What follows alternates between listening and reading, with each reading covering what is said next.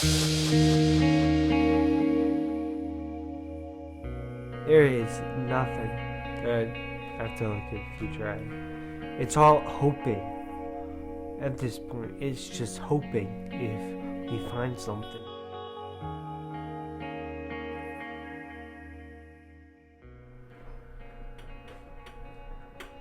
Since I was 13, I was diagnosed with Friedreich's ataxia.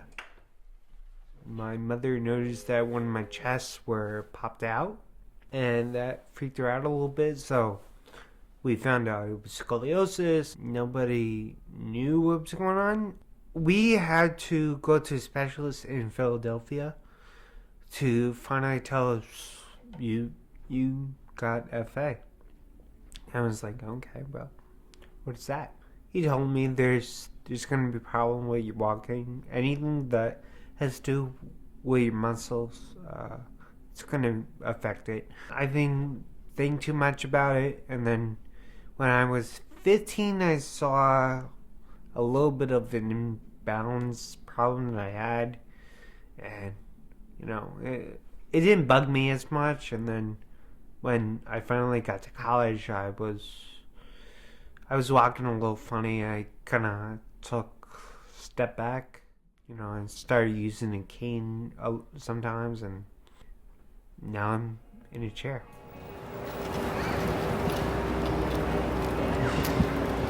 When I was diagnosed, actually, I was doing a lot of things. I was doing sports, I was doing baseball, I was doing basketball, I was doing soccer, and after a while, my running wasn't all the same anymore when I got to high school. So I didn't really think of anything. I was like, okay, well, eventually I'm gonna retrain myself to run again, but right now I can't with all the schoolwork. So in order to keep myself active, I did acting in high school. You didn't tell them you had a brother? Rusty, what are you doing here? You wouldn't answer your phone. What am I supposed to do?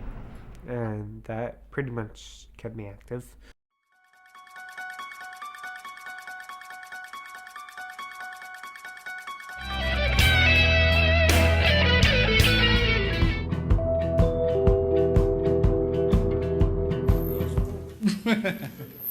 Hey, where you at? Hey, Kaniki, what's happening?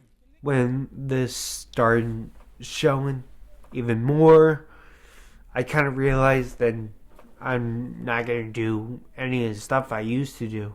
And I was really good at a lot of sports. I mean, you go to my bedroom and you can see like a whole bunch of sports trophies and awards that I got because I was so physically active.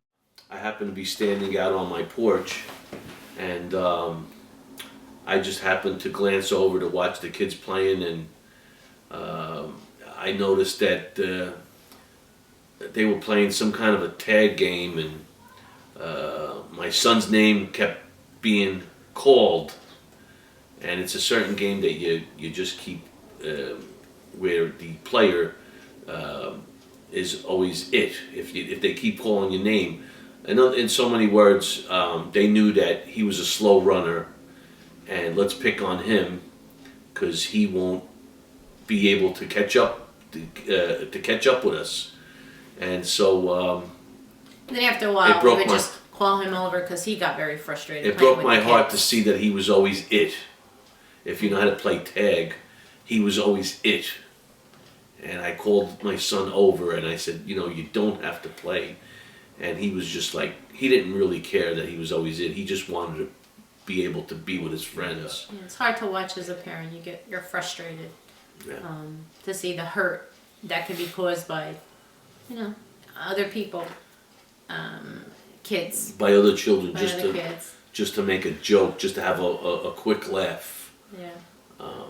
But that's also part of growing up, and sometimes as a parent you have to, I guess, allow that to happen to a certain extent to let them learn and grow and become stronger by it. And I think Joe always had those experiences in life. I think that's why he's such a strong person now.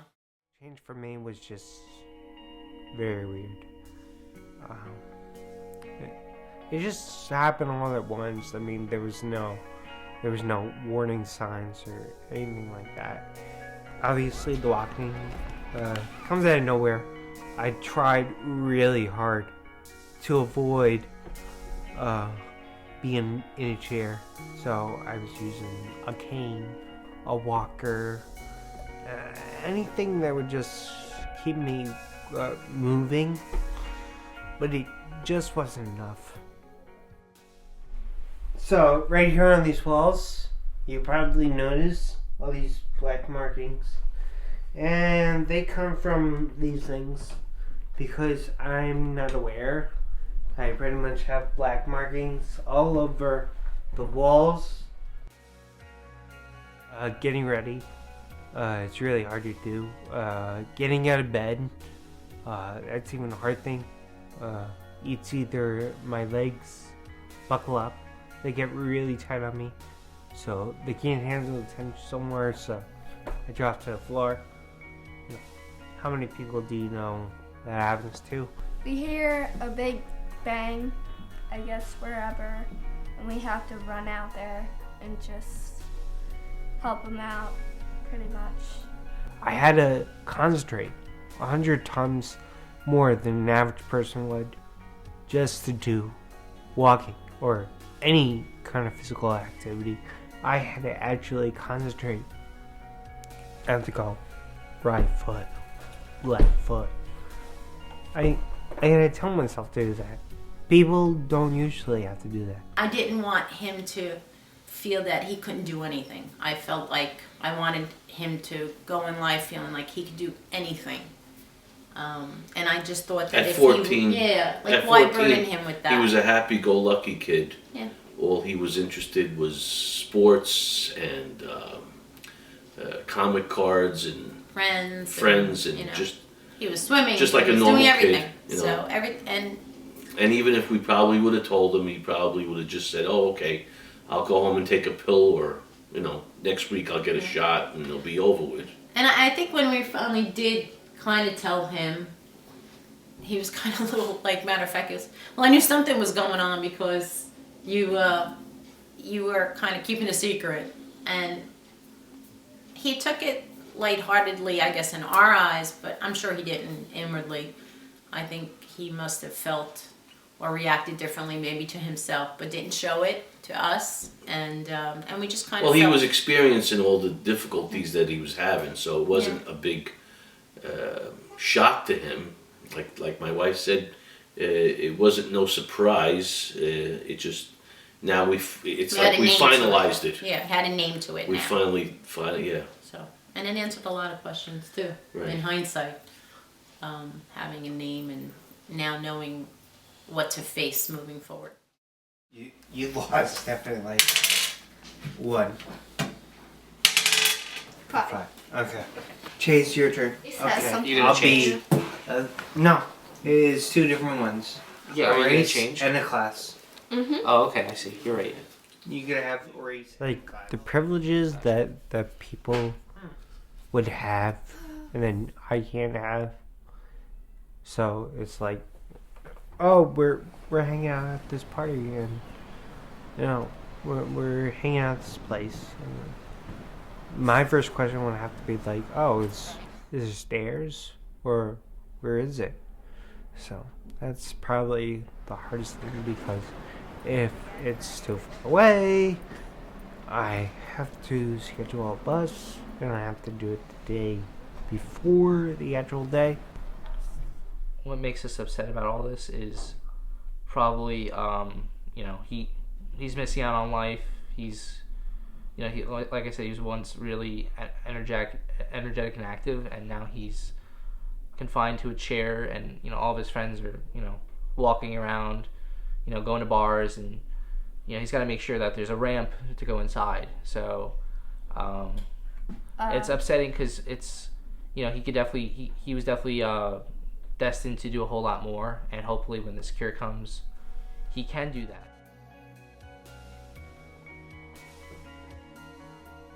medication wise, they're giving me a lot of supplements.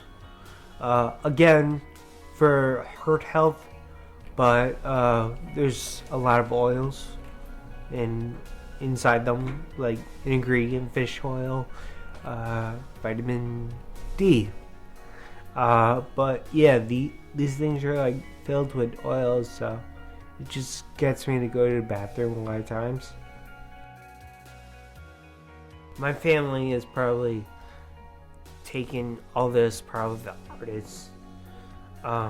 My brother, he helps me out a lot. Everyone helps me out a lot.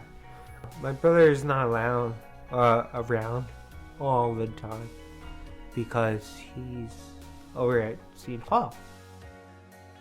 We already have our plates full with our things and our needs. So his kind of needs and the stress that his illness puts on all of us is equally a burden. Especially with school. We have school, and now we've been getting calls about him getting rushed to the hospital because he's sick. It's been rough, to say the least. Chase lives far away now, and it's just me, Mom, and Dad. And that's the only help we have right now. And when he falls, it's either me or my dad. And my mom is constantly working, so we don't get as much help, but we try. I look forward to when people hold the door for me. It's just over for me. Now I just think it's paused, but we'll see. We support everything that he does. We want him to do anything and everything he could physically do. We don't want him to hold back on everything. So Yeah. I just think the more positive you are, it's got to be good for you internally and your outlook on life. I think he's got a good outlook on life. He has his moments. We all do. And I don't think he has. I don't think I want him to stop to do anything. I think I want him to just live life to the fullest